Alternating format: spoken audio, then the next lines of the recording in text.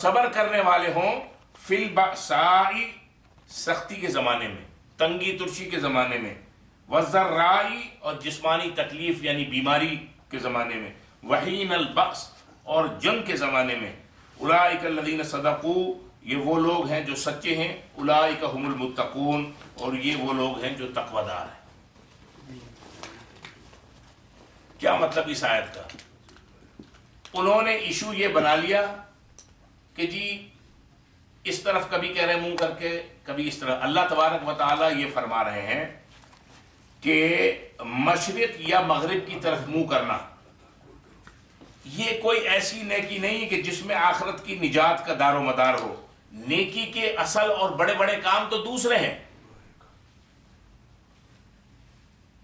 جن کو ادا کرنے سے یہ یہودی قاصر ہے، یہ شور مچا رہے ہیں اور مسلمانوں پہ اعتراض کر رہے ہیں۔ ایک تو اللہ تبارک و تعالی نے یہاں پر ان یہودیوں کو جواب دیا کہ تم یہ جو اعتراض کر رہے ہو ان اعتراض کے اندر کوئی حقیقت نہیں ہے، اور اس آیت کا رخ، اس آیت کے خطاب یعنی ایڈریس کا رخ مسلمانوں کی طرف بھی ہو سکتا ہے کہ مشرق اور مغرب کا ذکر تو اللہ تبارک و تعالی تمثیل کے طور پر بیان کر رہے ہیں کہ تم نے سارا دین اسی کے اندر سمجھ رکھا ہے، وہ تو نماز کے تابع ہے، اصل کمال جو ہے وہ تو نماز ہے۔ اگر نماز ہی نہ ہوتی تو سمت کی کیا حیثیت ہے؟ سمت کی حیثیت اس وقت ہے، ڈائریکشن جو ہے قبلے کی طرف، اس کی حیثیت اس وقت ہے کہ جب انسان نماز پڑھ رہا ہو۔ تو مسلمانوں کو اس کے اندر یہ بتایا گیا ہے کہ اصل دل کی سچائی اور کمال اللہ تبارک و تعالیٰ کی اطاعت اور اس کے رسول کے احکامات کی فرما برداری ہے۔ مذہب کی چند ظاہری رسومات کو ادا کر لینا اور صرف ضابطے کی کارروائی اور خانہ پوری کو کر لینا یہ کوئی کمال نہیں ہے۔ چند احکام کے اوپر عمل کرنا دین نہیں ہے، سارے احکام کے اوپر عمل پیرا ہو جانا اصل کمال اس کے اندر ہے۔ اس کے لیے کوشش کرنا، جیسے اللہ تبارک و تعالی یہاں پر فرما رہے، اور یہ مسلمانوں کے اندر بھی یہ عادت اور بیماری ہے کہ جو کوئی گروہ یا کوئی فرد یا کوئی جماعت یا کوئی افراد خانہ چند مخصوص ریچولز اگر انجام دے رہے ہیں تو انہوں نے اسی کو پورا دین سمجھ رکھا ہے، اور دوسرا اگر ان کے اوپر نہیں چل رہا ہے تو وہ اس کو شک کی نگاہ سے دیکھ رہے ہیں۔ اللہ تبارک و تعالی یہاں پر یہودیوں کو ایڈریس کرنے کے ساتھ ساتھ ان مسلمانوں کو بھی اللہ تبارک و تعالی اپنی نیت اور سمت اور سوچ صحیح کرنے کی یہاں پر دعوت دے رہے ہیں کہ اصل نیکی تو یہ ہے کہ اللہ پر ایمان لاؤ، آخرت کے دن پر ایمان لاؤ، فرشتوں پر ایمان لاؤ، اللہ نے جو کتابیں نازل کی ہیں ان کے اوپر ایمان لاؤ، سارے انبیاء جو آئے ان کے اوپر ایمان لاؤ، اور وہ مال جو اللہ نے تمہیں دیا ہے اور وہ مال جس سے تم محبت کرتے ہو، وہ اگر تمہارے رشتہ دار مستحق ہوں، حاجت مند ہوں، ضرورت مند ہوں، تو وہ مال جس سے تم محبت کرتے ہو وہ مال ان اپنے رشتہ داروں کو بھی دو، یتیموں کے اوپر بھی خرچ کرو، مساکین کے اوپر بھی خرچ کرو، مسافر کوئی اگر راستے میں پیسوں کی ضرورت اس کو پڑ گئی ہے اس کی بھی حاجت مندی کرو، اس کی بھی ضرورت پوری کرو، مانگنے والوں کو بھی دو، اور غلاموں کو آزاد کرنے کے سلسلے میں بھی دو، نماز قائم کرتے رہو، زکوٰۃ ادا کرتے رہو، اور کسی کے ساتھ جو تم نے وعدے کیے ہیں، معاہدات کیے ہیں، عہد کیے ہیں ان کو پورا کرو، اور اگر کبھی کوئی تنگی، سختی، تکلیف یا بیماری آ جائے یا جنگ کے حالات پیدا ہو جائیں تو اس وقت صبر کا دامن نہ چھوڑو۔ اللہ فرماتے ہیں یہ سچے لوگ ہیں اور یہی متقی اور دیندار لوگ ہیں۔ ہم بھائی اگر ہم چند مخصوص کام کر رہے ہیں تو ہماری نظر میں دوسرے بالکل خراب ہیں، دوسرے اگر چند اچھے کام کر رہے ہیں ان کی نظر میں تیسرے بالکل خراب ہیں۔ کوشش یہ کرنی چاہیے کہ دین کا پورا جو پیکج ہے اس پیکج کے اوپر عمل کرنا ہے بنیادی طور پہ، یہ نہیں کہ اپنی مرضی کے چند اڈاپٹ کر لیے اس میں سے لے لیے۔ بر ایک لفظ یہاں پر آیا ہے، بر کہتے ہیں احسان کو، نیک خصلت کو، اچھی عادت کو، تو اللہ فرماتے ہیں اچھی عادتیں اور نیکیاں اور نیک خصلت، تو یہ ساری جو اللہ نے کوالٹیز اور صفات بیان کی، وہ ان کے اندر، ان کو اپنے اندر اللہ تبارک و تعالیٰ اور اللہ کی رسول کی اطاعت کے جذبے کے ساتھ ان خصلتوں کو اور ان عادتوں کو اپنے اندر پیدا کرنا ہے۔ ایک لفظ آیا اس میں والصابرین فی البأساء، بأساء تنگ دستی، قلت المال۔ کبھی اس طرح ہوتا ہے جاب چلی گئی، کاروبار میں اوپر نیچے ہو گیا، تھوڑا نقصان ہو گیا، تو ایسے موقع پہ چیخنا چلانا شروع کر دینا، رونا، اور اپنے آپ کو آئسولیٹ کر لینا، گھر کے اندر بند کر لینا اپنے آپ کو، جو ملنے کے لیے آ رہا ہے اس کو کاٹنے کے لیے دوڑنا۔ اللہ تعالیٰ فرماتے نہیں، اگر کبھی ایسا موقع آئے، اچھائی اور اپنی حالت درست کرنے کی کوشش کرتے رہو، اللہ سے مدد مانگتے رہو، اور والصابرین، صبر کرتے رہو۔ یہ ہے بأساء کا ترجمہ۔ کبھی سختی آئی، اللہ تعالی ہم سب کو ہر قسم کی جسمانی، معاشی، معاشرتی، روحانی، جسمانی ہر قسم کی تکالیف سے محفوظ فرمائے۔ لیکن اگر آ جائے کبھی تو اللہ فرماتے ہیں تھوڑا صبر کرو۔ اچھا، والضراء، ذرا کہتے ہیں بیماری، جسمانی تکلیف، پریشانی۔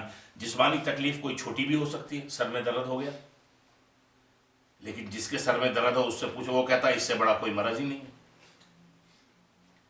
کبھی ایسا ہوتا ہے کہ کسی بڑی تکلیف کی وجہ سے اسپتال میں داخل ہو جانا پڑ جاتا ہے، گردے میں پھتری ہو جائے یا کوئی اس سے پوچھیں کہ آدمی اس کے اندر کیسا تڑپتا ہے۔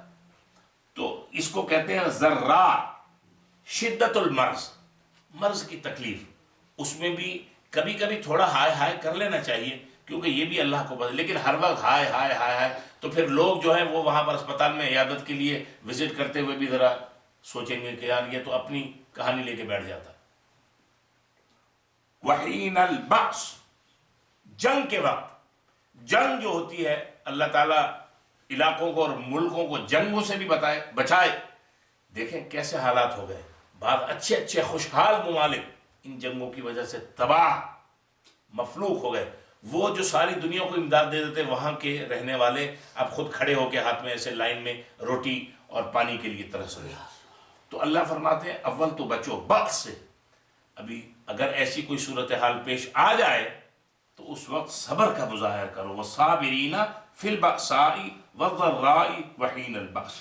اللہ فرماتے ہیں یہ جو صفات جن کے اندر پیدا ہو جائیں، اولئک الذین صدقوا، یہی سچے لوگ ہیں، وَأُولَئِكَ هُمُ الْمُتَّقُونَ، اور تقویدار بھی یہی۔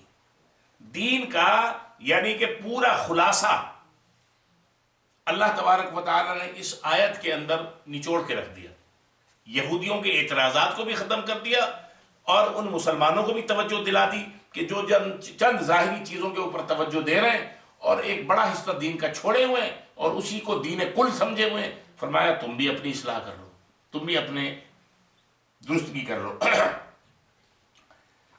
پھر آگے اللہ فرماتے ہیں یا ایھا الذین آمنوا، اے ایمان والو، کتبہ، فرض کیا گیا ہے، علیکم، تم پر، القصاص، خون کا بدلہ، فی القتلى، قتل کے بدلے میں۔ یا ایھا الذین آمنوا کتب علیکم القصاص فی القتلى، اے ایمان والو تمہارے اوپر قتل کے بدلے خون کا بدلہ فرض کر دیا گیا ہے۔ کیا مطلب؟ مطلب یہ ہے کہ اگر کسی نے کسی کو ناحق جان بوجھ کے بالارادہ قتل کیا، اس کی جان سے کھیلا، تو جواب میں اس کو بھی اپنی جان دینی پڑے گی، اس کو بھی قتل کیے جائے گا۔ لیکن یہ قاتل کے خاندان کے لوگ جو ہیں ان کی ذمہ داری نہیں ہے، یہ حکومت وقت کی ذمہ داری ہوگی کہ وہ جلد از جلد مقتول کے گھر والوں کو انصاف مہیا کرتے ہوئے جلد از جلد قاتل کو کیفر کردار تک پہنچائے۔ اگر ہر شخص اپنے قاتل کو خود قتل کرنے لگے تو یہ تو ملک کے اندر جنگل کا قانون بن جائے گا۔ ہر شخص اپنے ہاتھ سے قانون کے ساتھ کھیلنے لگے گا۔ فرمایا الحر بالحر، آزاد مرد کے بدلے آزاد مرد قتل ہوگا، والعبد بالعبد، غلام کے بدلے غلام، والانثى بالانثى، اور عورت کے بدلے عورت. یعنی اللہ تعالیٰ فرماتے ہیں کہ ایک شخص نے کسی کو ناحق قتل کیا، وہ اس کی جان کے ساتھ کھیلا، اب اس کو اس کے بدلے قتل کیا جائے گا. زمانے جاہلیت میں ہوتا یہ تھا کہ اگر کوئی کسی قوم قبیلے کا سردار ہے، نمبردار ہے، چودھری ہے، بڑا آدمی ہے، وہ اگر کسی کو قتل کرے تو اس کے جواب میں فیصلہ یہ ہوتا تھا کہ چلو اس بڑے آدمی نے قتل کر دیا ہے، اس کے بدلے ہم یہ دوسرا اپنا ایک نوکر غلام تمہارے حوالے کرتے ہیں، اس کو قتل کر دو.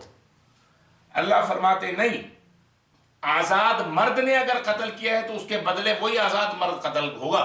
اگر کسی غلام نے قتل کیا ہے تو وہی، اس میں آزاد یا غلام یا مرد یا عورت یا بڑا یا چھوٹا اس کی قید نہیں ہے. جس شخص نے قتل کیا ہے جواباً اس کو ہی قتل ہونا پڑے گا. فمن عفی لہ من اخیہ شیء، تو پس جسے معاف کیا جائے اس کے بھائی کی طرف سے. یعنی اب ایک صورتحال ایسی آ گئی، فاتباع بالمعروف، تو پیروی کی جائے گی دستور کے مطابق، واداء الیہ باحسان، اور ادا کیا جائے گا اس کو احسان کے ساتھ. مثال کے طور پہ نوعیت ایسی آ گئی کہ ایک شخص نے دوسرے شخص کو قتل کر دیا، اب مقتول کے گھر والے وہ اس کو معاف کر رہے ہیں. اللہ تعالیٰ یہاں فرما رہے ہیں کہ اگر وہ فمن عفی لہ من اخیہ شیء، پس جسے معاف کیا جائے اس کے بھائی کی طرف سے.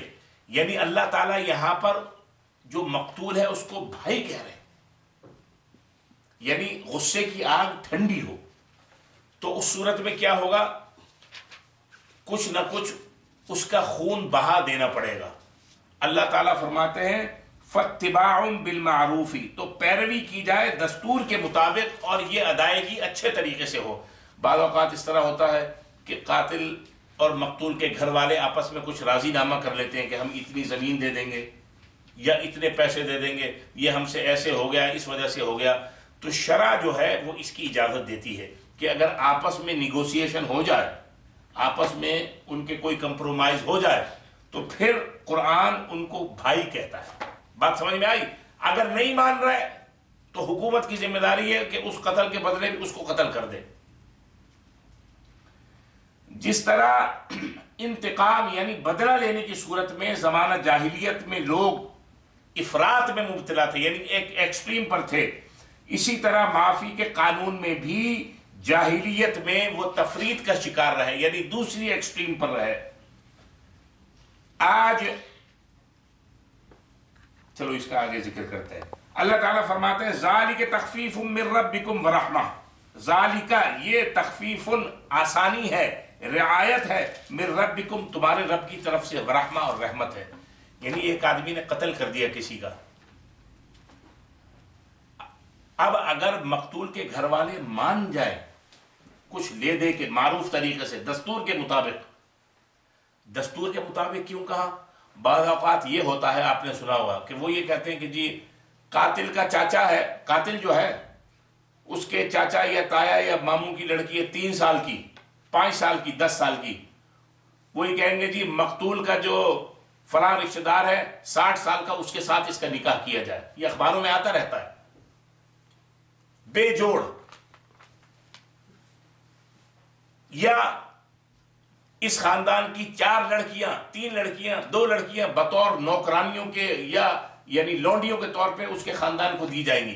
اللہ تعالیٰ فرماتے ہیں فاتباع بالمعروف واداء الیہ باحسان، یہ دستور اور معروف اور قانون کے مطابق ہوگا. یہ نہیں کہ جنگل کا قانون یہاں پر چل جائے، نہیں، طریقے سلیقے کے ساتھ.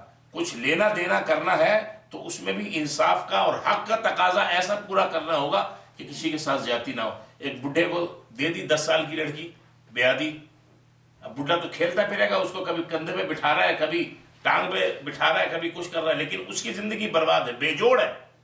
اللہ فرماتے ہیں یہ معروف نہیں ہے. معروف کا مطلب یہ ہے دستور کے مطابق، صحیح طریقے سے، نیکی کے ساتھ. یہ نیکی تھوڑی ہے. تو اس کمپرومائز کو اللہ کہہ رہے ہیں ذالک تخفیف من ربکم ورحمہ، یہ آسانی، یہ رعایت تمہارے رب کی طرف سے رحمت ہے.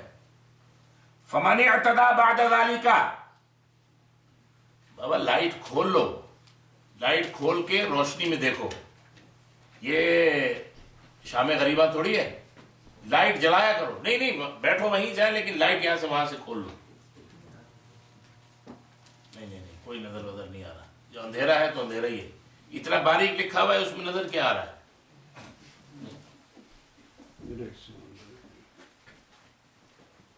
حضور فرماتے ہیں یسرا، آسانیاں پیدا کرو. آسانی یہی ہے کہ لائٹ جلا لی جائے.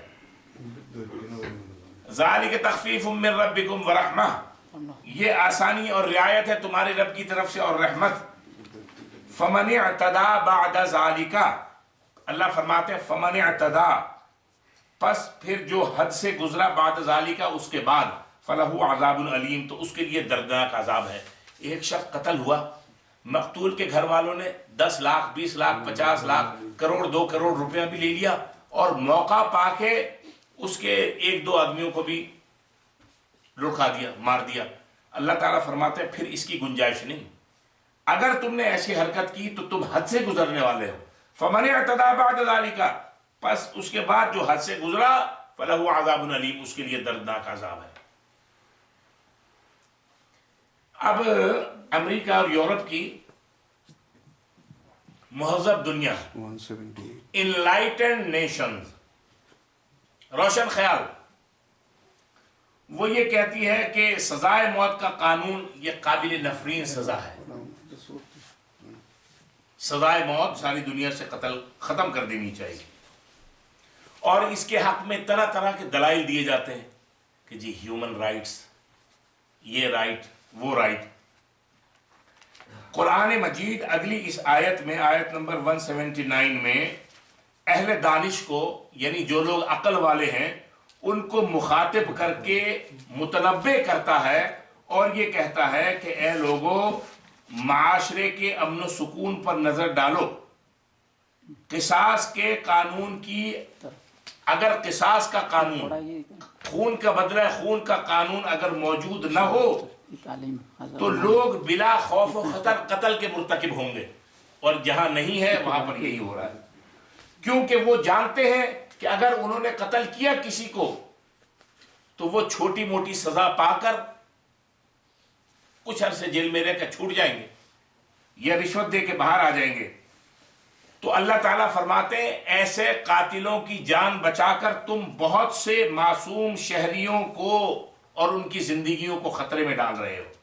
جہاں قصاص کا قانون نہیں ہے اور قاتل کو قرار واقعی سزا نہیں ملتی، وہاں ایک قتل کے بعد دوسرے قتل کو شہ ملتی ہے اور قاتل بلا خوف و خطر وارداتیں کیے چلے جاتا ہے. مثال کے طور پہ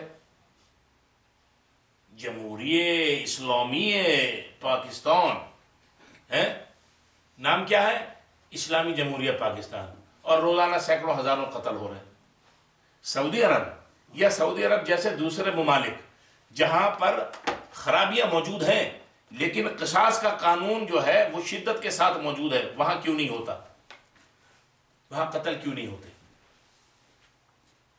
اور اگر ہوتے بھی ہیں تو ان کا ریشو انتہائی کم کیوں ہے؟ اس لیے کہ ہر ایک کے علم میں ہے کہ اگر میں نے قتل کیا تو مجھے بھی اپنی گردن جمعے کی نماز کے بعد جو ہے وہ حوالے کرنی پڑے گی. اس لیے اللہ تعالیٰ اس آیت میں فرماتے ہیں وَلَكُمْ فِي الْقِصَاصِ حَيَاتٌ، اور تمہارے لیے قصاص کے قانون کے اندر زندگی ہے. قصاص خون کا بدلہ خون، اور تمہارے لیے خون کے بدلے خون کے قانون میں زندگی ہے. یا اولی الالباب، اے عقل والوں، لعلکم تتقون، تاکہ تم تقوی اختیار کرو، ڈرے رہو.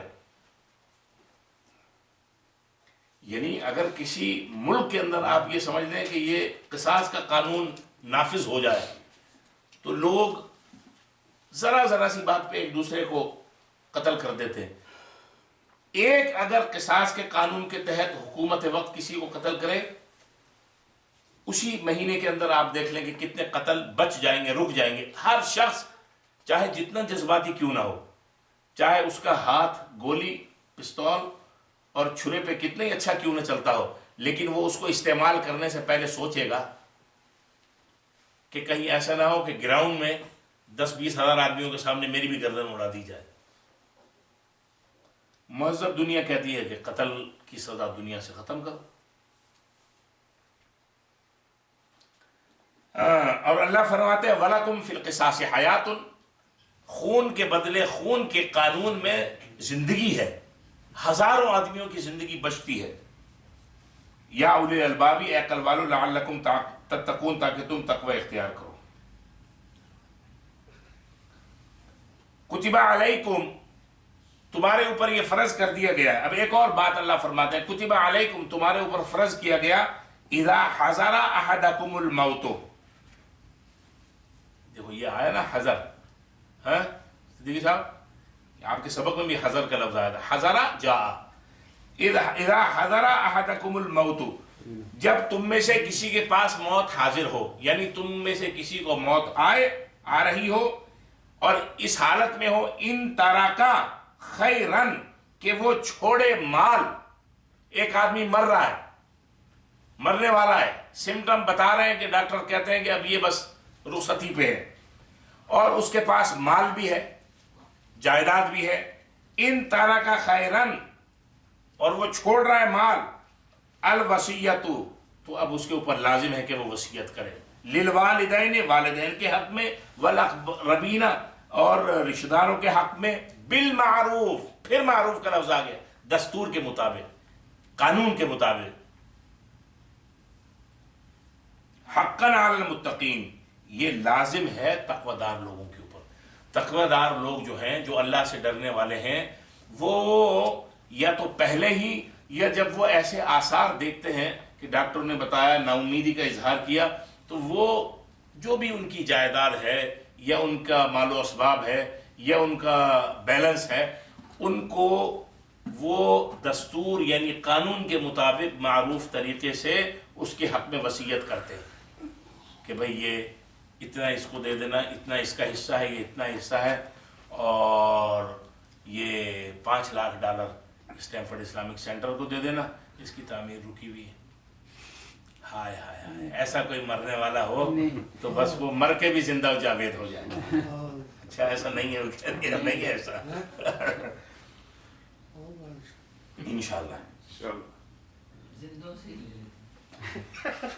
فمن بدلہ بعد ما سمعہ، اب اللہ فرماتے ہیں فمن بدلہ بعد ما سمعہ، پھر جس شخص نے اس وصیت کو سننے کے بعد بدل دیا۔ ایک آدمی مر رہا ہے، اس نے کچھ وصیت کی، چند حضرات دو صحابہ موجود تھے، انہوں نے اس کی وصیت کو سنا اور وہ شخص اس دنیا سے رخصت ہو گیا۔ اب انہوں نے کہا بھائی یہ بڈھا مال تو بڑا چھوڑ کے مرا ہے۔ انہوں نے کہا جی، اب انہوں نے کچھ ساز باز کر لی۔ اللہ تعالیٰ فرماتے ہیں کہ یہ تمہارے حق میں ایسی ساز باز بہتر نہیں ہے، یہ غلط طریقہ ہے۔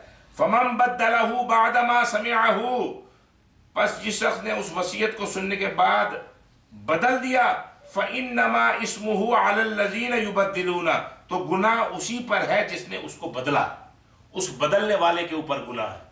جب سنی تھی یا جو کچھ نوٹ کیا تھا، وہ حق اور سچ اپنے اس کے جو ورثاء ہیں ان تک پہنچانا لازمی تھا۔ ان اللہ سمیع علیم، بے شک اللہ تعالیٰ سننے والے، جاننے والے ہیں۔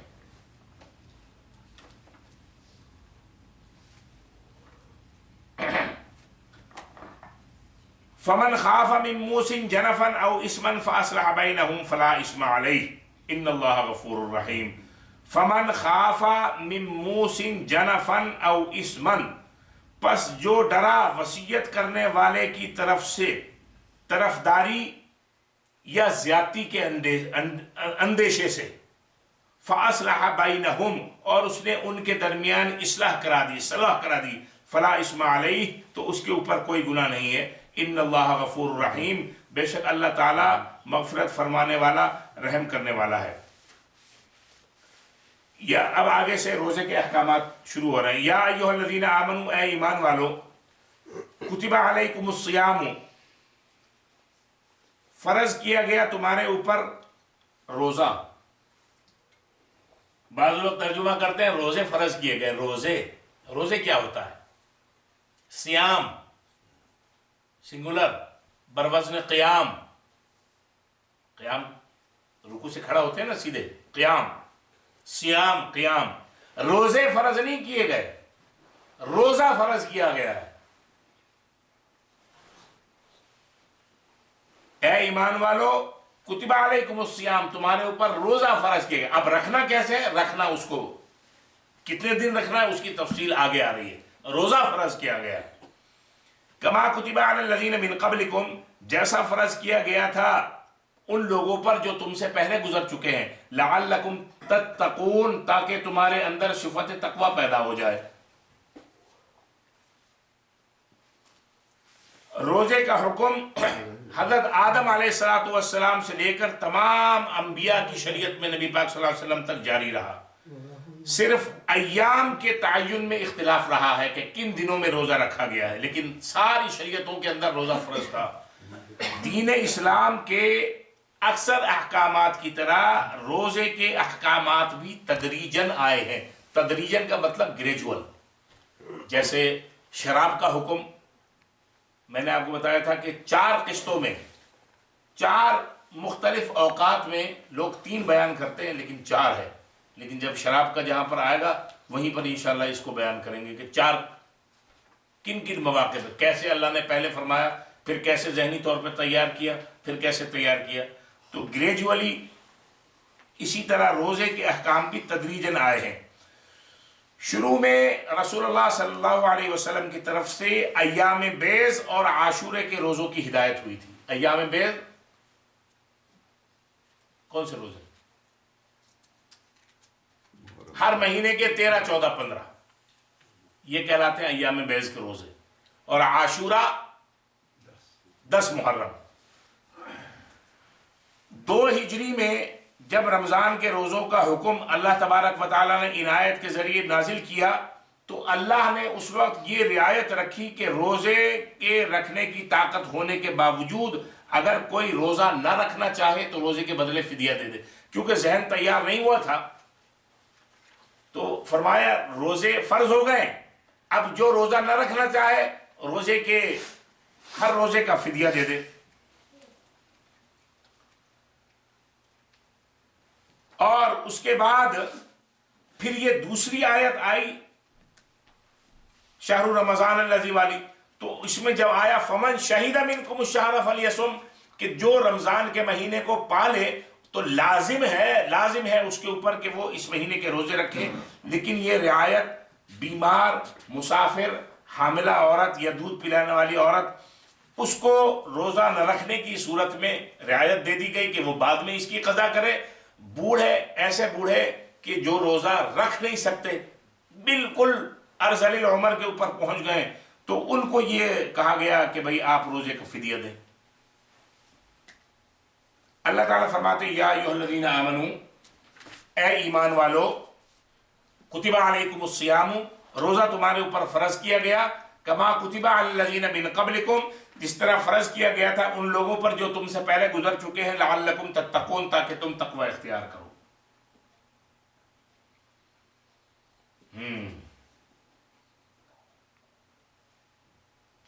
ایامن معدودات، ایامن دن ہیں، روزے کے دن ہیں۔ ایام یوم کی جمع ہے، پلورل ہے یوم کا۔ معدودات گنتی کے چند۔ اللہ نے یہ نہیں کہا کہ پورا مہینہ، بلکہ کیا کہا؟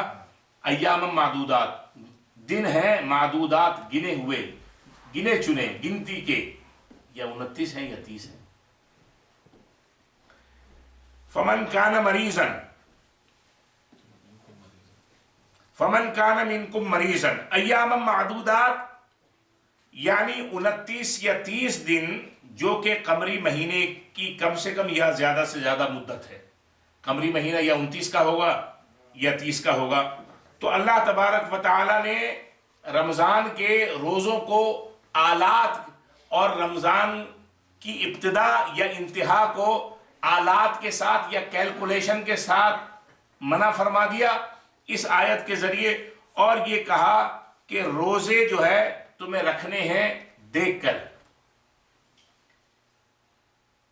گنے چنے دن ہیں، 29 ہیں، یعنی اللہ تبارک و تعالی نے روزوں کی جو بنیاد ہے وہ رویت پہ رکھی ہے، رویت ہلال پہ. اس آیت کی روح سے کہ چاند دیکھ کر ہی روزے رکھنا شروع کرو. اگر 29 کے ہو تو چاند نظر آ جائے شروع کر لو، اور اگر جب 29 روزے ہو جائیں تو چاند دیکھو، چاند نظر آ جائے تو دوسرے دن عید منا لو، چاند نظر نہیں آئے تو اپنے 30 پورے کر لو. تو پتہ یہ چلا کہ مختلف علاقوں میں یا مختلف ممالک کے اندر یہ روزوں کی تاریخ میں اختلاف ہونا یہ عین ممکن ہے، اس میں کوئی پریشان ہونے کی ضرورت نہیں. تو وہ لوگ جو روز رمضان کے روزوں پہ یا عید کے اوپر عالم اسلام میں اتحاد بنانے کی کوشش کرتے ہیں یا نارتھ امریکہ میں اتحاد مسلمانوں کے درمیان کرنے کی کوشش کرتے ہیں، وہ غیر مناسب ہے. اتحاد کی بنیادیں اور کچھ بھی ہو سکتی ہیں جو رمضان کے یا عید کے چاند یا روزے سے کہیں زیادہ افضل اور اعلیٰ ہے. اللہ فرماتے ہیں ایام معدودات، گنتی کے دن ہیں چند، یا 29 ہیں یا 30 ہیں. آلات کے ذریعے نہیں، دیکھ کے، چاند دیکھ کے تم نے روزہ شروع کرنا ہے اور چاند دیکھ کے روزہ ختم کرنا ہے. فمن کان منکم مریضا، پس تم میں سے جو کوئی بیمار ہوا، او علی سفر، یا سفر پر ہوا، فعدۃ من ایام اخر، تو وہ دوسرے دنوں سے گنتی پوری کر لے. دوسرے دن جو آنے والے ہیں ان سے اپنی گنتی کو پورے کر لیں. اگر بیمار رہا 10 دن اور 10 دن روزے نہ رکھ سکا تو رمضان کے بعد وہ اپنے 10 روزے پورے کر لے. کوئی اس کے ثواب میں کمی نہیں ہوگی، اس کو وہی ثواب اللہ تبارک و تعالیٰ عطا فرمائیں گے جو رمضان کے روزوں کا ثواب ہے. اسی طرح اگر کوئی شخص سفر پر ہے تو وہ بھی جتنے دن سفر میں ہے اس نے روزے نہیں رکھے، وہ بعد میں اتنے دن پورے کر لے. وَعَلَى الَّذِينَ يُطِيقُونَهُ، اور اس شخص کے اوپر جو طاقت نہیں رکھتا، استطاعت نہیں رکھتا، یعنی ایسا بزرگ اور سینئر سٹیزن اور ایسا بوڑھا ہے یا بوڑھی ہے کہ اس کے اندر، جس کو کہتے ہیں عربی میں عجوز، طاقت ہی نہیں ہے، تو کیا ہے اس کے فدیۃ طعام مسکین، تو ایک مسکین کو کھانا کھلانا اس کا فدیہ ہے. ایک مسکین کو کھانا کھلائے گا 2 وقت، اور 2 مسکینوں کو کھانا کھلائے گا 1 وقت. اگر 2 کو کھلا رہا ہے اور زیادہ کو نہیں کھلانا تو 1 وقت اس نے 2 کو کھلا دیا کافی ہے. اور کھلائے گا کیا؟ وہی بات معروف دستور کے مطابق. ہمارے امریکہ میں دستور کیا ہے؟ عام طور پہ کھانا کیا دستور ہے؟ کیا کھاتا ہے؟ بریانی کون کھاتا ہے؟ خواہ بریانی، چکن اور روٹی یا چکن اور چاول، یہ یہاں کا معروف دستور ہے. اپنے یہاں معروف دستور کیا ہے؟ بکرے کا نہیں، بکرے کا تو 1000 روپے کلو ہو گیا. گائے کا اور روٹی یا چاول، یہ ہمارے یہاں کا دستور اور معروف ہے. تو اس حساب سے چلا جائے گا. یہ نہیں کہ دستور تو ہے چکن اور روٹی کا، اور کہا جی ان کو جو ہے نا ایک دال دے دو اور ایک سبزی دے دو. نہیں، دستور کے مطابق. ہاں اگر اچھا کھلانا چاہے، بریانی کھلانا چاہے تو اس کی مرضی، لیکن کھانا ویلڈ وہی سمجھا جائے گا جو دستور اور معروف کے مطابق ہو. وَعَلَى الَّذِينَ يُطِيقُونَهُ فِدْيَةٌ طَعَامُ مِسْكِينٍ، اور ان لوگوں پر جو استطاعت نہیں رکھتے روزہ رکھنے کی، فدیتن بدلہ ہے ایک مسکین کو کھانا کھلانا۔ فَمَن تَطَوَّعَ خَيْرًا، پھر جو کوئی اپنی خوشی سے زیادہ نیکی کرے۔ بھائی ایک آدمی کہتا ہے کہ میں بجائے ایک دن کھلانے میں، ایک روزہ اگر اس کا رہ گیا اور اس نے یا 30 روزے، مثال کے طور پہ ایک شخص فدیہ دینا چاہتا ہے، تو روزے 29 ہوں گے یا 30 ہوں گے، تو وہ یہ کہتا ہے کہ بجائے اس کے، اچھا پیسے دینا چاہے تو پیسے بھی دے سکتا ہے، یعنی 2 وقت کے کھانے کے پیسے دینا چاہے تو پیسے بھی دے سکتا ہے۔ پیسے اگر بنے 5000، اس نے کہا جی میں اس کو 20000 دے دوں گا، تاکہ یہ اپنی اور بھی ضروریات، اگر اس کے ذمہ کوئی کپڑے وپڑے بنا لے، کوئی جوتے خرید لے، تو اللہ فرماتے ہیں فَمَن تَطَوَّعَ خَيْرًا فَهُوَ خَيْرٌ لَهُ، پھر جو کوئی اپنی خوشی سے زیادہ نیکی کرے تو یہ اس کے لیے بہتر ہے۔ وَأَن تَصُومُوا خَيْرٌ لَكُمْ إِن كُنتُمْ تَعْلَمُونَ، وَأَن تَصُومُوا، اگر تم روزہ رکھو، خَيْرٌ لَكُمْ، یہ تمہارے لیے بہتر ہے، إِن كُنتُمْ تَعْلَمُونَ، اگر تم جانتے ہو۔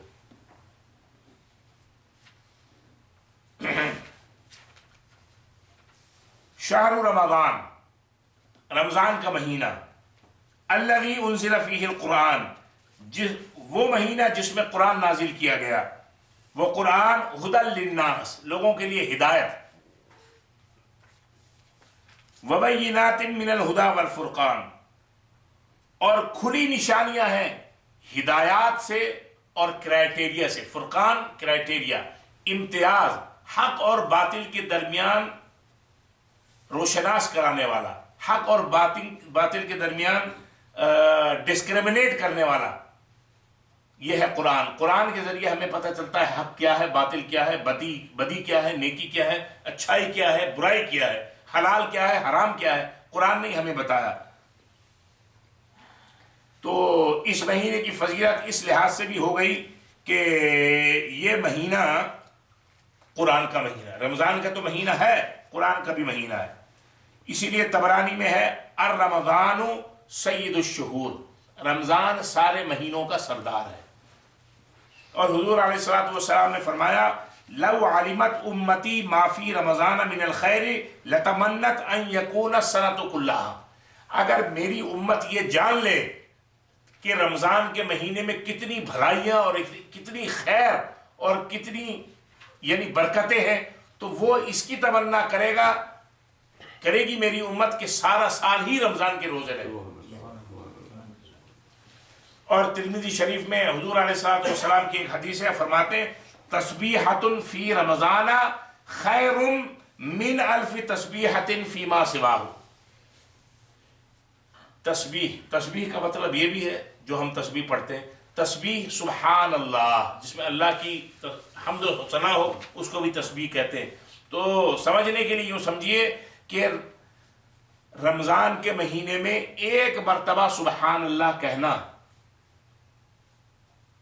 غیر رمضان کے 1000 مرتبہ سبحان اللہ کہنے کے برابر ہے۔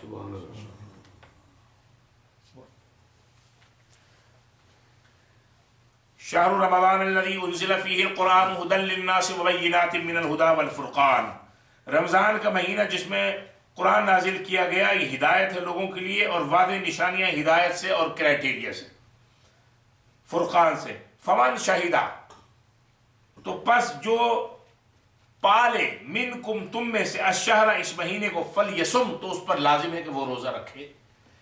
ایک شخص نے رمضان کا مہینہ پایا اور وہ صحت مند بھی ہے، توانا بھی ہے، یہ نہیں کہ جی سر میں درد ہو رہا ہے تو میں روزہ کیسے رکھوں روزہ، سر میں درد ہو رہا ہے، تمہارے گھٹنے میں درد جگر ہو رہا ہے، پھر بھی روزہ کیسے رکھو؟ یہ بھائی ہمت کر کے، تو آج شوگر والے، بلڈ پریشر والے اور بڑے بڑے مرضوں والے ہمت کر کے لوگ روزے رکھ رہے ہیں۔ تو جس نے، ایک بزرگ کا واقعہ ہندوستان میں، ایک بڑے عالم تھے، بڑے اللہ والے بھی اور بڑے عالم، ان کے پاس ان کا دوست آیا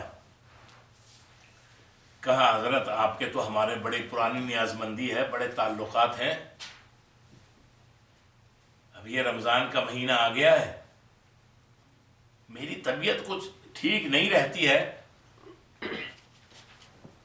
کوئی ایسا سلسلہ بنائیں کہ میں روزے رمضان کے چھوڑ دوں اور مجھے گناہ بھی نہ ہو۔ آپ تو بڑے صاحب علم ہیں، آپ کا علم کہیں نہ کہیں سے کچھ نہ کچھ کوئی دلیل نکالیں گے۔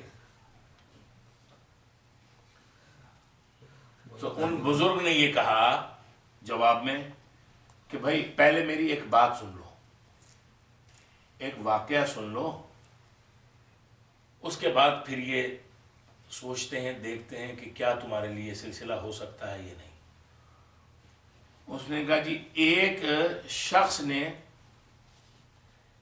شلوار سلوائی، درزی کے پاس گیا، شلوار سلوا لی، پاجامہ سلوایا یا شلوار سلوائی، وہ شلوار ذرا بڑی سل گئی، یعنی کپڑا زیادہ لگ گیا۔ اب اس نے پہن کے دیکھا تو وہ اس کے سائز سے اور بڑی لمبی چوڑی تھی۔ وہ گھر پہ آیا اور گھر پہ اپنی بڈھی سے یہ کہا کہ بڑی بھی یہ شلوار ذرا بڑی سل گئی ہے، اس کو ذرا کاٹ کے میرے حساب سے تھوڑا سی اس کے پائچے ذرا سیٹ کر دینا۔ اس نے سوچا بڑی بھی جو ہے وہ میری طرح بھلکڑ ہے، یہ کہیں بھول نہ جائے۔ بڑی بہو جو گھر میں تھی اس کو کہا کہ بیٹا ذرا اس کو دیکھ لینا، اس کے جو ہے نا تھوڑا سا ناپ کے ساتھ اس کے پائچے وائچے، اس کا سائز ذرا درست کر دینا۔ اب اس نے کہا بڑی بہو تو کام میں بورچے خانے میں رمضان کا مہینہ اتنے مصروف رہے گی، اپنی بڑی بیٹی کو بھی کہہ دیا کہ بھائی تو بھی ذرا اس کا خیال رکھنا، اس کو صحیح کرنا ہے کہ وہ بھولے تو یہ کر دے، یہ بھولے تو اسے کر دے۔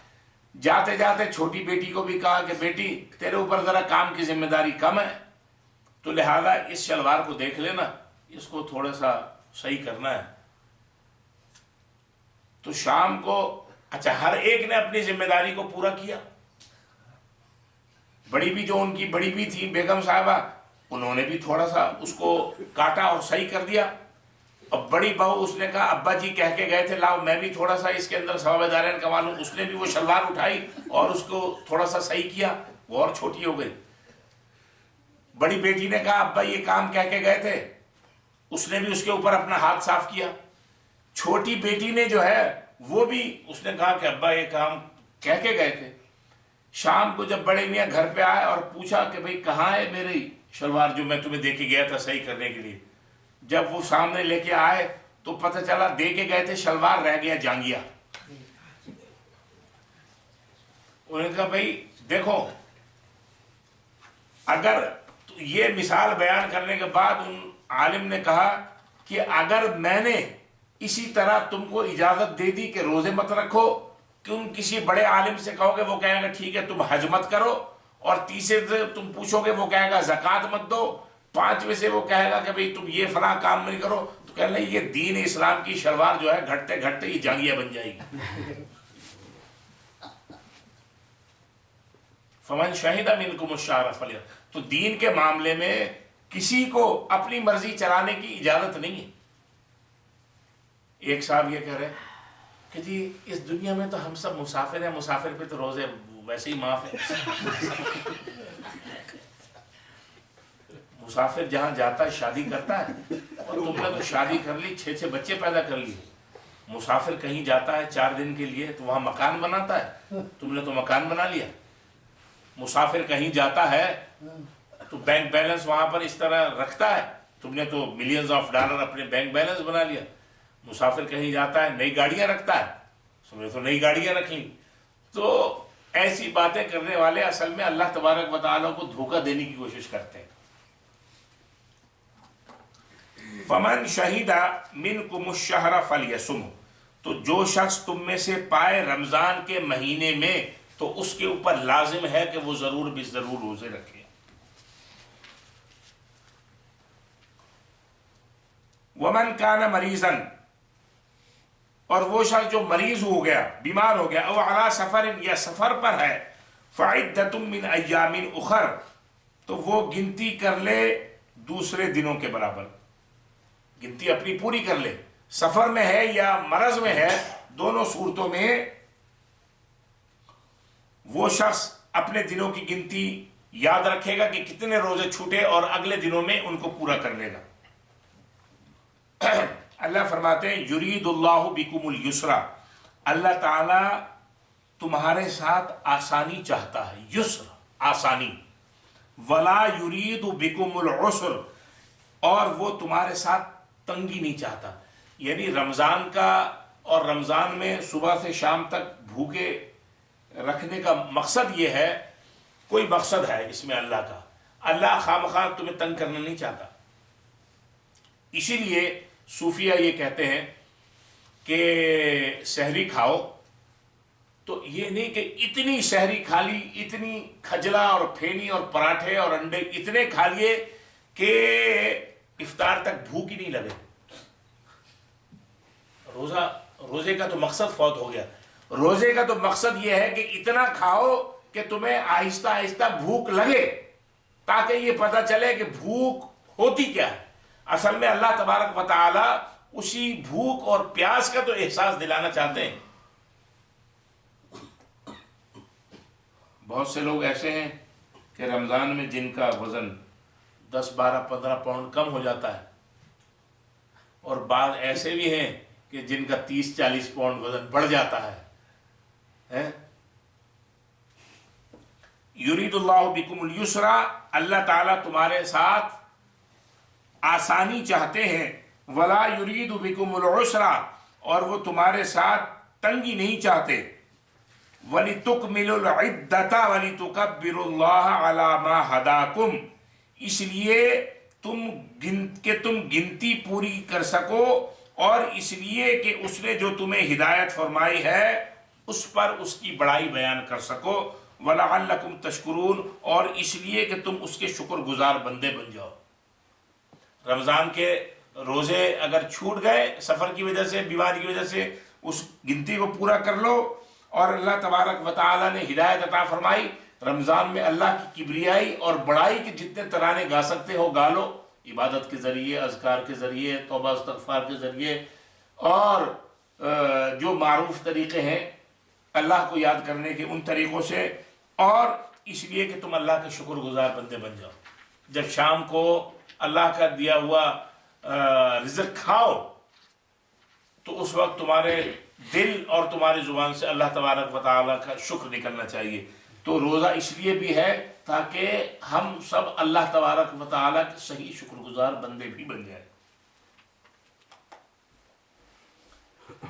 ہاں جی، وَإِذَا سَأَلَكَ عِبَادِي عَنِّي فَإِنِّي قَرِيبٌ،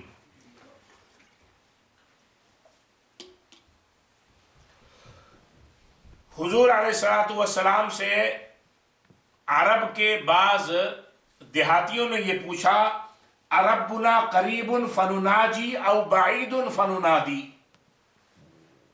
اَرَبُّنَا قَرِيبٌ فَنُنَاجِي أَمْ بَعِيدٌ فَنُنَادِي، کہ اللہ تبارک و تعالیٰ اگر ہم سے دور ہے تو ہم اللہ تبارک و تعالیٰ کو پکاریں، زور سے پکاریں، اور اگر اللہ تبارک و تعالیٰ ہم سے قریب ہے تو ہم سرگوشیوں کے ذریعے، آہستہ آواز کے ذریعے اللہ تبارک و تعالیٰ کو پکاریں۔ اللہ تبارک و تعالیٰ نے یہاں پر جواب دیا کہ میں تمہاری رگ جان سے بھی قریب ہوں۔ جب کوئی شخص مجھے پکارتا ہے تو میں اس کی پکار یا دعا سنتا ہوں، اور صرف سنتا ہی نہیں، اس کو جواب بھی دیتا ہوں اور اس کو شرف قبولیت بھی بخشتا ہوں۔ وَإِذَا سَأَلَكَ عِبَادِي عَنِّي فَإِنِّي قَرِيبٌ، وَإِذَا سَأَلَكَ، اللہ تعالیٰ حضور سے فرما رہے ہیں اے میرے محبوب صلی اللہ علیہ وسلم، وَإِذَا سَأَلَكَ، جب لوگ آپ سے عبادی، جب میرے بندے آپ سے یہ پوچھیں، عنی، میرے بارے میں، فَإِنِّي قَرِيبٌ، تو ان کو بتا دیجئے میں ان کے بہت قریب ہوں۔ جب میرے بارے میں میرے بندے آپ سے پوچھیں اے پیغمبر، تو آپ ان کو بتا دیجئے کہ میں ان کے بہت قریب ہوں۔ اجیب، میں جواب دیتا ہوں، دعوت الداعی، پکارنے والے کی پکار کا۔ ندا کرنے والے کی ندا کا، دعا مانگنے والے کی دعا کا اللہ فرماتے میں جواب دیتا ہوں۔ اذا دعانی، جب وہ مجھے پکارتا ہے، فَلْيَسْتَجِيبُوا لِي، پس میرے بندوں کو چاہیے کہ میرا حکم ہی مانیں، وَلْيُؤْمِنُوا بِي، اور میرے اوپر ہی ایمان لائیں، لَعَلَّهُمْ يَرْشُدُونَ، تاکہ وہ مراد پا جائیں۔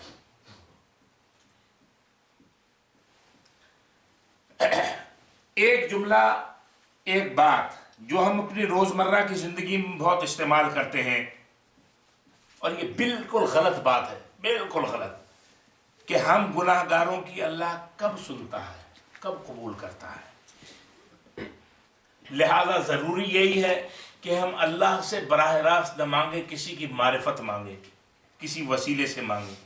یہ بات ہمیں سب سے پہلے اس مرحلے پہ کان کھول کے سن لینی چاہیے کہ اللہ تبارک و تعالی جس طرح مقربین کی سنتا ہے، اسی طرح میرے اور آپ جیسے گناہ گاروں کی بھی خوب سنتا ہے۔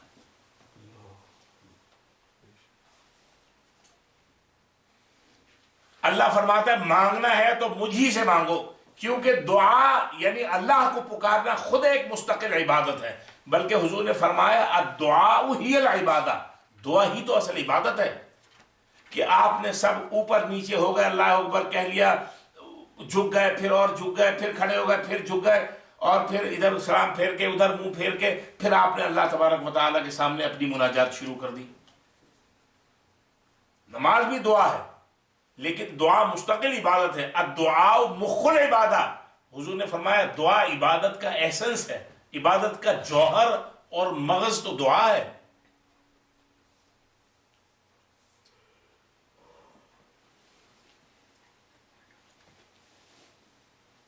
دعا مستقل عبادت ہے، تو لہذا اس بات کو بالکل اپنے ذہن سے ہمیں نکال دینا چاہیے کہ اللہ تعالیٰ جو ہے، اللہ تعالیٰ تو خالی مقربین کا ہے۔ اللہ تعالیٰ جتنی مقربین کا ہے اتنا ہی میرے اور آپ کا بھی ہے۔ اللہ تعالیٰ جتنی پیران پیر کی سنتا ہے اتنی میری اور آپ کی بھی سنتا ہے۔ وہ ان کا سگا اور ہمارا سوتیلا نہیں ہے، اللہ ہم سب کا برابر ہے۔ اور حضور نے تو خود فرمایا اپنے متعلق کہ شفاعتی لأہل الکبائر، میری تو شفاعت جو ہے بڑے گناہ گاروں کے لیے ہے۔ نہ اللہ ان کو بھولا ہے گناہ گاروں کو، نہ حضور بھولیں۔ اور اللہ یہاں پر فرماتے ہیں جب میرا بندہ آپ سے پوچھے، میرے بندے پوچھیں کہ میں ہوں کہاں، تو آپ اپنے بندوں سے بتا دیے فَإِنِّي قریب، پہلے آیا عنی، میرے بارے میں پوچھیں، فَإِنِّي قریب، تو بتا دیجئے میں ان کے بہت قریب ہوں، پکارنے والے کی پکار بھی سنتا ہوں، جواب بھی دیتا ہوں، شرف قبولیت بھی بخشتا ہوں۔ لیکن بس یہ ہے کہ کسی اور کو نہ پکاریں، دعا مانگیں تو مجھ سے ہی مانگیں، مجھے ہی پکاریں۔ حضرت یحییٰ معاذ راضی رحمۃ اللہ علیہ بلند پایا بزرگ گزرے، ایک موقع پہ انہوں نے فرمایا کیف ادعوک وانا آثم، اے اللہ میں تجھے کیسے پکاروں، میں تو بڑا گناہ گار ہوں۔ حضرت معاذ رحمۃ اللہ علیہ خود ہی فرمایا کہ یا اللہ کیف ادعوک وانا آثم، میں اللہ آپ کو پکاروں کیسے، میں تو بڑا گناہ گار ہوں، کیسے پکاروں؟ پھر فوراً فرمایا کیف لا ادعوک وانت کریم، تجھے کیوں نہ پکاروں، تو بڑا کرم کرنے والا ہے۔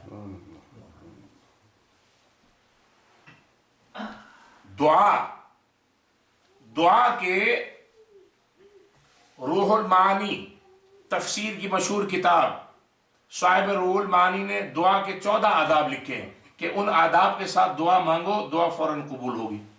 حمد و ثنا سے دعا شروع ہو، نبی پاک صلی اللہ علیہ وسلم پر درود شریف پڑھا جائے، آخرت کے امور پہلے مانگے جائیں، 3 مرتبہ جنت مانگی جائے، 3 مرتبہ جہنم سے پناہ مانگی جائے، اور صالحین بزرگان دین انبیاء نیک لوگوں کا اس دعا میں تذکرہ ہو، ہاتھ نہ بالکل بند ہو نہ بالکل کھلے ہوئے ہوں، درمیان میں تھوڑا سا تفاوت ہو، ہتھیلیوں کو پھیلائے اور ہاتھوں کے اوپر دیکھتا رہے، ہاتھ بالکل سینے کے اوپر نہ رکھے۔ اس یقین اور عزم اور اعتقاد کے ساتھ مانگے کہ دینے والی ذات اللہ ہی کی ہے. اور قرآن میں اس نے کہا وَلَمْ أَكُمْ بِدُعَائِكَ رَبِّ شَقِيًّا، جب میں نے اپنے رب سے مانگا میرے رب نے کبھی مجھے خالی ہاتھ نہیں لوٹایا. اور دعا ختم کرنے کے بعد پھر اللہ کی حمد و ثنا نبی پاک صلی اللہ علیہ وسلم پر درود بھیجے. اصل میں ہمیں دعا مانگنی نہیں آتی. حضور علیہ الصلوۃ والسلام نے فرمایا اللہ تعالی غافل دعا مانگنے والے کی دعا کو قبول نہیں. دعا مانگتے ہیں ادھر اور ایک انگلی ناک کے اندر، ناک کے جو ہے نا بگر صاف ہو رہے ہیں، یہ نہ ہو رہے ہیں. اور دعا کے لیے ہاتھ اٹھائیں اور کان کے اندر کھجلی ہو رہی ہے، کان صاف ہو رہا ہے.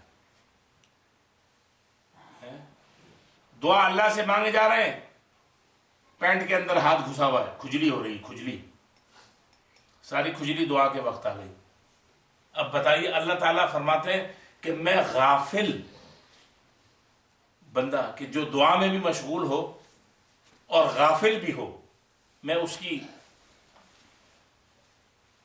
دعا کو قبول نہیں کرتا، کیونکہ یہ اللہ کی توہین کر رہا ہے. اللہ تبارک و تعالی ہم کو صحیح معنی میں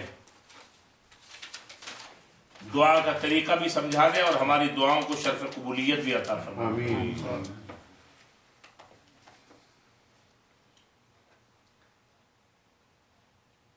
وَإِذَا سَأَلَكَ عِبَادِي عَنِّي فَإِنِّي قَرِيبٌ. سب سے زیادہ دعائیں رمضان المبارک میں قبول کی جاتی ہیں. اللہ فرماتا 3 آدمی کی دعا مسترد نہیں ہوتی، ایک عادل فرما روا حکمران، دوسرا روزہ دار، تیسرا مظلوم. اوقات میں وقت سحر بڑا مستجاب ہے اور وقت افطار. اور ہمارے یہاں سب سے زیادہ شور جو ہمارے یہاں سے مراد یہ نہیں کہ اسٹینفورڈ کے تو بڑے اچھے لوگ ہیں، ہمارے یہاں سے مراد ہے مسلم امہ. افطار کے وقت ہی زیادہ شور مچتا ہے. میرا پکوڑا، میرا شربت، میرا گلاس، میرا پانی، میرے چھولے، میری کھجور، میرا حصہ. چلو جی اتنی دیر میں افطار کا ٹائم ہو گیا، اللہ کا افطار تو وعلیٰ رزق کا وقت، چلو شروع. تو کم از کم 5-8 منٹ جو ہے افطار سے پہلے مسلسل افطار تک وہ وقت ہمیں دعا کے اندر گزارنا چاہیے. اب دعا کو بھی بعض لوگوں نے جو ہے وہ بنا دیا ہے ایک نزاکت.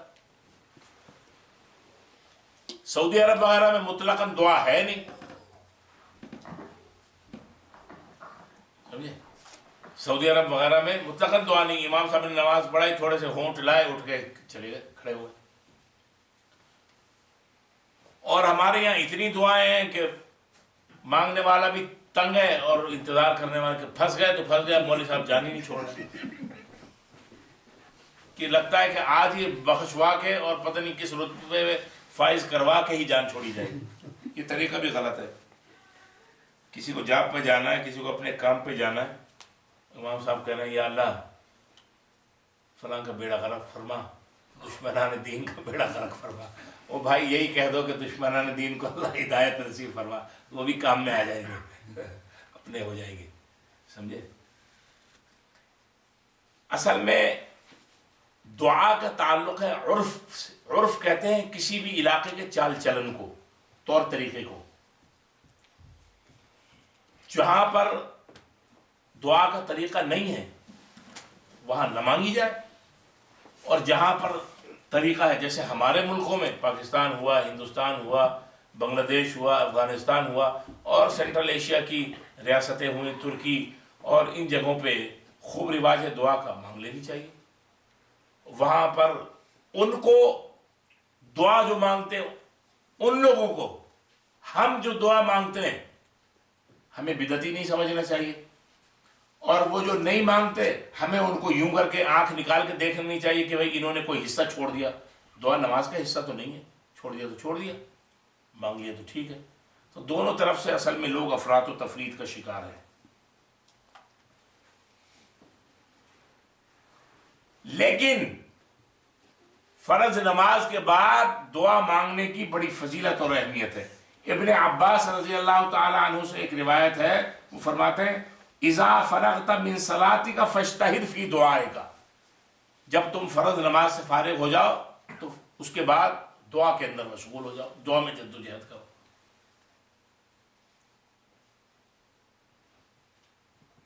صلاۃ المکتوبہ فرض نماز کے بعد جو دعا ہے اس کے اوپر بڑی کتابیں لکھی گئی ہیں۔ آگے چلتے ہیں۔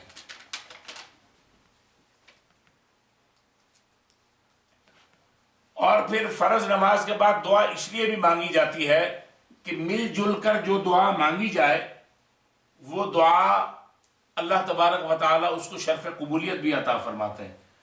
حبیب ابن دمرہ رضی اللہ تعالیٰ عنہ کی ایک روایت ہے اذا دعا بعضا وامن علیہ البعض استجاب لہم، جب کچھ لوگ مل کر دعا مانگے، یعنی ایک آدمی دعا کروا رہا ہے، لوگ دعا مانگ رہے ہیں اور کچھ لوگ اس کے اوپر آمین کہیں، یعنی مل جل کر دعا مانگے، تو یہ اللہ تبارک و تعالی کے یہاں زیادہ شرف قبولیت کا درجہ رکھتی ہے بنسبت انڈیویجول کے۔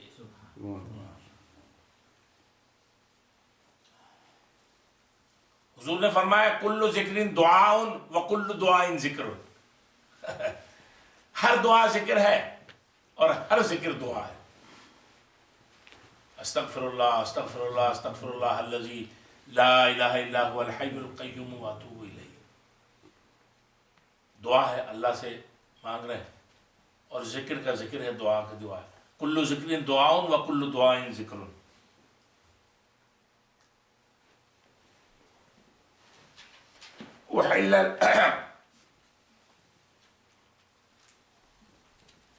دیکھو عشاء کی نماز ہو گئی، جب رکوانا ہو تو رکوا دینا، نہیں تو میں چلتا جاؤں گا۔ کیوں بھائی؟ چلو رکو ختم کر لیتے ہیں، ٹھیک ہے۔ احل لکم لیلۃ الصیام الرفث الی نسائکم، احل لکم تمہارے لیے حلال کر دیا گیا ہے، لیلۃ الصیام روزے کی رات میں، الرفث بے پردہ ہونا، بے تکلف ہونا، الی نسائکم اپنی عورتوں کے ساتھ۔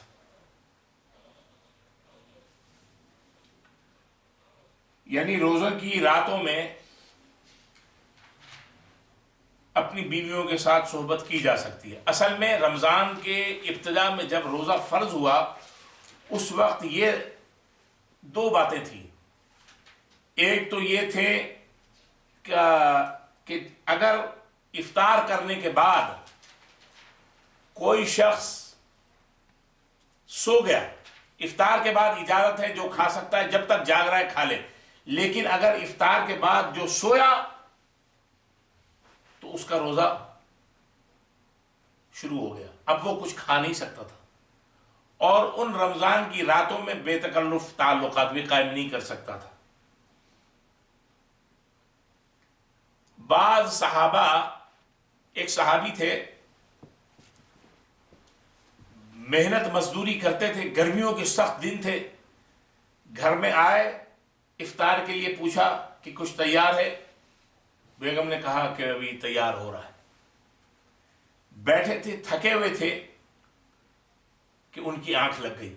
اب اسی اسنا میں افطار کا وقت گزر گیا، اب وہ کچھ کھا بھی نہیں سکتے، روزہ ان کا دوبارہ شروع ہو گیا۔ دوسرے دن پھر گرمی، جب پہنچے اپنے کام کاج پہ تو گرمی، ایک تو بھوک پورے دن کی اور محنت مزدوری، پھر کچھ نہیں کھایا، گرمی، دوسرے دن بھی اسی طرح روزہ رکھا بغیر کھائے پیے، تو نڈھال ہو کے گر پڑے۔ حضور علیہ الصلوۃ والسلام کے علم میں یہ بات آئی۔ ایک تو یہ بات، دوسری بات یہ تھی کہ حضرت عمر اور بعض صحابہ کے متعلق آتا ہے کہ ان کے اپنی زوجات کے ساتھ یعنی کچھ کنٹرول نہ ہو سکا، اور ان راتوں میں، روزے کی جو راتیں تھیں، رمضان کی راتیں، روزے کی راتیں، رمضان کی راتوں میں بے تکلف تعلقات قائم ہو گئے۔ وہ بھی اپنے اس عمل پہ بڑے شرمندہ ہوئے، نبی علیہ الصلوۃ والسلام کے پاس حاضر ہوئے، اللہ تبارک و تعالی نے ان کے فیور میں حکم نازل فرما دیا، احل لکم لیلۃ الصیام الرفث الی نسائکم۔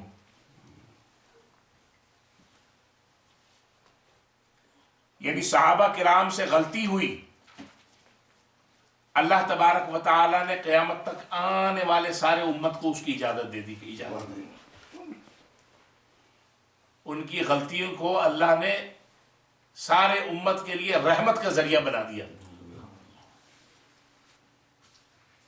کوئی مجھ سے کوئی مجھ سے ایسی خطا ہو گئی ہے جو در پردہ ان کی رضا ہو گئی ہے، کوئی مجھ سے ایسی خطا ہو گئی ہے، خطا ان صحابہ سے ہوئی جو در پردہ ان کی رضا ہو گئی، ان کی، تو اللہ تبارک و تعالیٰ نے اس کے اوپر اپنی راضی نامہ، اس پر رضا اللہ تبارک و تعالیٰ نے عطا فرما دی۔ اللہ فرماتے ہیں احل لکم، تمہارے لیے حلال کر دیا گیا، لیلۃ الصیام، روزے کی رات کو، الرفث، رفث بے پردہ ہونا، بے تکلف تعلقات قائم کرنا، الی نسائکم، تمہاری عورتوں کے ساتھ، ہن لباس لکم، وہ تمہارے لیے لباس ہے، وانتم لباس لہن، اور تم ان کے لیے لباس ہو۔ اس سے خوبصورت استعارہ میاں بیوی کے لیے دنیا کا کوئی شہپارہ کسی زبان میں ادا نہیں کر سکتا۔ ہن لباس لکم وانتم لباس لہن، میاں بیوی کے ایک دوسرے کے لباس ہونے کا مفہوم یہ ہے کہ میاں بیوی کے تعلقات کے لیے اللہ تبارک و تعالی نے نہایت لطیف استعارہ استعمال فرمایا، جس کے کئی مفہوم ہو سکتے ہیں۔ ایک تو یہ کہ جس طرح لباس اور جسم کے درمیان کوئی چیز حائل نہیں ہوتی، اسی طرح میاں اور بیوی کا ایک دوسرے کے ساتھ تعلق ہوتا۔ دوسرے یہ کہ تم دونوں ایک دوسرے کے رازدار اور رازدان ہو۔ تیسرے یہ کہ تم دونوں ایک دوسرے کی عزت کے شریک ہو، اور چوتھا یہ کہ تم دونوں ایک دوسرے کے پردہ پوش ہو، اور پانچویں یہ کہ لباس زینت کا باعث ہوتا ہے، لہذا تم دونوں ایک دوسرے کی زینت ہو۔ سب سے بڑا کام لباس کا کیا ہے، جو قرآن بھی کہتا ہے، یا بنی آدم قد انزلنا علیکم لباسا یواری سوآتکم وریشا، سب سے پہلا کام لباس کا ننگ پن ڈھانپنا، عیب چھپانا۔ تو میاں بیوی کیا ہوتے ہیں، ایک دوسرے کا بھائی میاں بیوی ایک دوسرے کے عیب کسی کو دکھاتے تھوڑی ہیں۔ آپ کی شلوار پھٹی ہو رومالی پہ سے، کہیں سے بھی آپ کسی کو دکھاؤ گے میری شلوار یہاں سے پھٹی ہوئی ہے؟ کسی کا بٹن اگر ٹوٹا ہوا ہو قمیض کا، وہ اس کو بھی چھپاتا ہے، دکھاتا نہیں۔ لوگ کہیں گے کہ یار یہ کیسا عیبدار کپڑا پہنا ہوا ہے۔ تو سب سے پہلا کام لباس کا یہ ہے کہ ننگ پن دور کر دے، عیب چھپا لے۔ کسی کے یہاں داغ ہے، کسی کے کہیں کٹا ہوا ہے، لباس نے اس کو چھپا لیا۔ تو عورت اور مرد ایک دوسرے کے عیوب کو چھپانے والے ہوتے ہیں، اور ایک دوسرے کی زینت بھی ہوتے ہیں۔ لباس کا ایک کام ہے زیب و زینت، لباس کے ذریعے انسان خوشنما نظر آتا ہے۔ تو عورت اور مرد، میاں بیوی ایک دوسرے کے لیے زیب و زینت کا ذریعہ ہے۔ لباس زمانے کی گرمی اور سختی سے، موسموں کی سختی اور گرمی اور نرمی سے بچاتا ہے۔ اسی طرح مرد اور عورت بھی ایک دوسرے کے لیے زمانے کی سختی اور گرمی کے زمانے میں ایک دوسرے کے لیے ڈھال ہوتے ہیں۔ اللہ تبارک و تعالیٰ اسی استعارے کو بیان فرما رہے ہیں، ہن لباس لکم وانتم لباس لہن، وہ تمہارے لیے لباس ہے، تم ان کے لیے لباس ہو۔ علم اللہ، اللہ تعالیٰ جانتا ہے، انکم کنتم تختانون، کہ بے شک تم خیانت کرتے تھے، انفسکم، اپنے حق میں، یعنی اللہ تعالیٰ کو یہ پتا تھا کہ تم اپنے حق میں خیانت کرتے تھے۔ رات کو تم سے صبر نہیں ہوتا تھا، تم دبوچ لیتے تھے۔ فتاب علیکم، اللہ نے تمہاری توبہ قبول کر لی، وعفا عنکم، اور تمہیں معاف کر دیا۔ اب اللہ فرماتے ہیں فالآن، پس اب باشروہن، ان سے ملو، ان سے مباشرت کرو، وابتغوا، اور طلب کرو، ما کتب اللہ لکم، جو اللہ نے تمہارے لیے لکھ دیا ہے۔ یعنی مباشرت کا ایک مقصد، بلکہ بنیادی مقصد، اور جس کو کہتے ہیں کہ مقصد بالغہ وہ یہی ہے کہ اولاد چاہنا. اب تو رکاوٹ کے لیے بہت سی چیزیں زمانے میں آ گئی ہیں. اللہ تعالیٰ فرماتے ہیں اب تم ان سے مل سکتے ہو. اب رمضان کی راتوں میں جو ممانعت تھی اللہ نے وہ ممانعت ختم کر دی. اب وَابْتَغُوا مَا كَتَبَ اللَّهُ لَكُمْ، طلب کرو اللہ سے جو اللہ نے تمہارے لیے لکھ دیا ہے. وَكُلُوا وَاشْرَبُوا، اور کھاؤ پیو. حَتَّى يَتَبَيَّنَ، یہاں تک کہ واضح ہو جائے، لکم تمہارے لیے، خیط الابیض، سفید دھاگا، من الخیط الاسودی، کالے دھاگے سے، من الفجر، فجر. سفید دھاگے سے کیا مراد ہے؟ کالے دھاگے سے کیا مراد ہے؟ کالے دھاگے سے مراد ہے رات کا اندھیرا. سفید دھاگے سے مراد ہے، خیط الابیض سے مراد ہے صبح صادق کا. صبح صادق ہونے تک یعنی سحری تک اب آپ کھا پی بھی سکتے ہو اور تکلفات، بے تکلف تعلقات بھی قائم کر سکتے ہو. فالآن باشروہن وابتغوا ما کتب اللہ لکم وکلوا واشربوا حتی یتبین لکم الخیط الابیض من الخیط الاسود من الفجر. فجر تک جو رات کے اندھیرا جب صبح کی روشنی کے اندر، صبح کی سفیدی کے اندر تبدیل ہونے لگے اور سحری کا وقت آ جائے تو اب سحری کی بھی تیاری کرو. نہانا بھی ہے اور فجر کی نماز بھی پڑھنی ہے. ثم اتموا الصیام الی اللیل، پھر روزے کو پورا کرو رات تک. رات کا مطلب یہ نہیں کہ وہ جو ستارہ دیکھتے ہیں، ستارہ دیکھ رہے ہیں، جعفریہ والے ستارہ دیکھتے ہیں. رات شروع ہو جاتی ہے مغرب سے. ثم اتموا الصیام الی اللیل، پھر روزہ پورا کرو رات تک یعنی مغرب تک. اسی آیت سے فقہا نے یہ استدلال کیا ہے، اور میں ہر رمضان میں آپ سے کہتا ہوں کہ جس وقت یہ اعلان ہو جائے کہ ٹائم ہو گیا، فوراً کھجور منہ میں. یہ نہیں کہ گھڑی دیکھ رہے ہیں. جس نے 1 منٹ تاخیر کر دی اس نے اپنے روزے کو برباد کر دیا.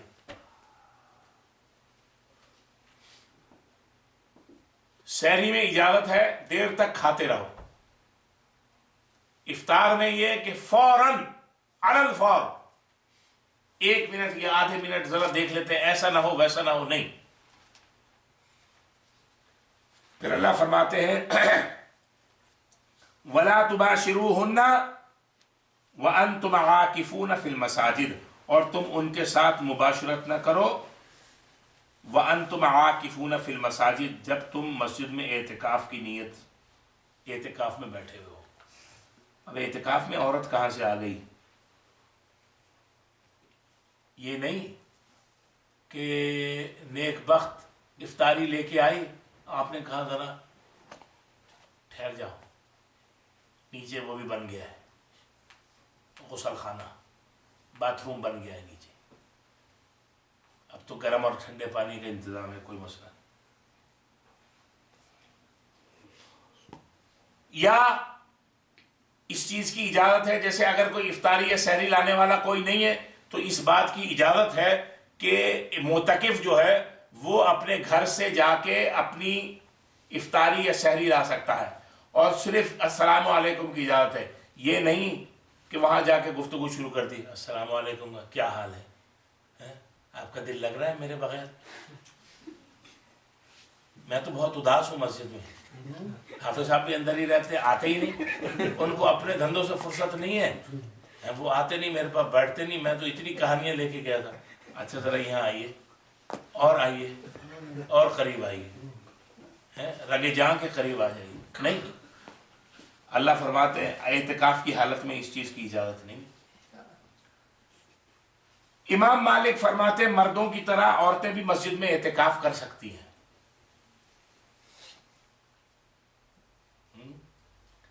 لیکن امام ابو حنیفہ رحمۃ اللہ علیہ فرماتے ہیں کر تو سکتی ہیں لیکن فتنہ بڑا ہے، کہاں اعتکاف لگائیں گی. اور اصول یہ ہے فقہ کا، درء المفاسد یقدم علی جلب المصالح، مصالح کے حصول کے مقابلے میں مفاسد سے بچنا زیادہ ضروری ہے. یعنی نیکی کے حصول نیکیوں کو کرنا اور اللہ سے نیکیاں لینا، نیکیوں کی طرف جانا جتنا ضروری ہے اس سے کہیں زیادہ گناہوں سے بچنا ہے۔ اگر عورتیں بھی اعتکاف لگا لیں، سب بیٹھے ہوئے ہیں جناب، کچہری ہو رہی ہے، کھانوں پہ گفتگو ہو رہی ہے، تو امام ابو حنیفہ فرماتے نہیں، عورتوں کے لیے بہتر یہی ہے کہ وہ گھر کے اندر اعتکاف فرمائیں۔ اور البتہ یہ ضرور امام ابو حنیفہ کہتے ہیں کہ اگر مسجد ایسی ہو، بڑی ہو، کہ عورتوں کا پورشن بالکل الگ ہو، کہ مرد کا وہاں کوئی لینا دینا نہ ہو، بالکل الگ، تو ایسی صورت میں مسجد میں عورت اعتکاف لگا سکتی ہے۔ لیکن میں تو یہ کہتا ہوں نہ لگائے تو بہتر ہے۔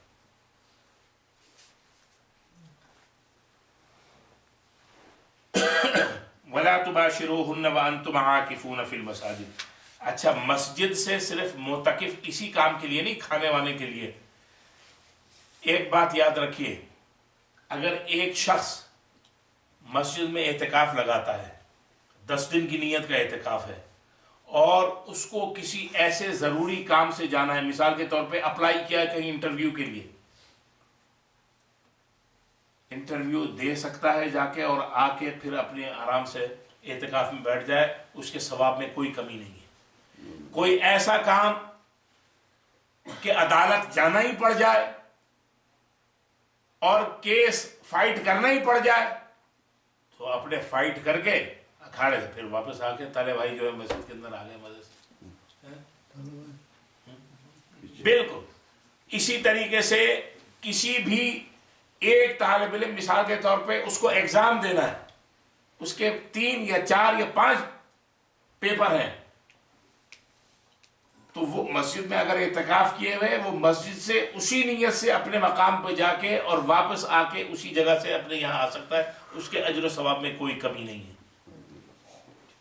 یہ فقہ کے مسئلے ہیں، ان کے ضمن میں آتے ہیں، یہ ہمیں کھل کے بیان کرنا چاہیے تاکہ پتہ چلے دین فطرت ہے۔ یہ نہیں کہ ایک دفعہ آ گئے تو اب مرنا جینا یہیں پر ہے، نہیں بھائی، 1-2 کام سے پرہیز ہے، باقی جو چاہو کرو۔ وَلَا تُبَاشِرُوهُنَّ وَأَنْتُمْ عَاكِفُونَ فِي الْمَسَاجِدِ، اور تم ان کے ساتھ بے تکلف تعلقات قائم نہ کرو، وَأَنْتُمْ عَاكِفُونَ فِي الْمَسَاجِدِ، جبکہ تم مسجد میں اعتکاف کی حالت میں ہو۔ تِلْكَ حُدُودُ اللَّهِ، یہ اللہ تعالیٰ کی باؤنڈریز ہیں، اللہ کی حدود ہیں۔ فَلَا تَقْرَبُوهَا، ان کے قریب بھی نہ جاؤ۔ بھائی بارڈر کے قریب بھی نہ جاؤ۔ بعض بارڈرز پہ تاریں لگی ہیں خاردار، اور ان کے درمیان کرنٹ لگا، آپ نے کراس تو نہیں کیا، اس کو ٹچ کیا تو آپ کو کرنٹ لگے گا۔ تلک حدود اللہ، یہ اللہ کی حدود ہے، فلا تقربوها، اس کے قریب بھی نہ جاؤ۔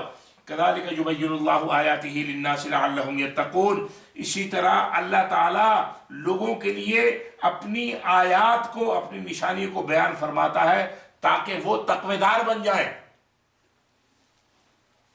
اللہ تعالیٰ فرماتے ہیں یہ مسائل بیان کرنے میں ہم نے شرم سے کام نہیں لیا، یہ مسائل تمہاری بیٹی بھی سنے گی، بیوی سنے گی، ماں بھی سنے گی، بہن بھی سنے گی، اور ساری عورتیں سنیں گی، آدمی بھی سنیں گے، بیٹا بھی سنے گا، بھانجا بھی سنے گا، بھتیجا بھی سنے گا، سب سنیں گے۔ تو یہ اللہ کی آیات ہیں، ہم اللہ فرماتے ہیں ہم نے کھول کھول کے بیان کر دی تاکہ صفت تقوی تمہارے اندر پیدا ہو جائے۔ وَلَا تَأْكُلُوا أَمْوَالَكُمْ بَيْنَكُمْ بِالْبَاطِلِ، اور مت کھاؤ، وَلَا تَأْكُلُوا أَمْوَالَكُمْ بَيْنَكُمْ بِالْبَاطِلِ، اور مت کھاؤ تم اپنے مال کو آپس میں باطل طریقے سے، باطل طریقے سے مال نہ کھانا، باطل طریقے سے مال کھانے کی، مال بچانے کی بڑی بڑی صورتیں ہیں، انشاءاللہ کسی مناسب وقت میں اس کو کھول کے بیان کیا جائے گا۔ یہ آیت یاد رکھنا، جب بیان کیا جائے گا نا تو اسی آیت کا حوالہ آپ کو یاد آنا چاہیے۔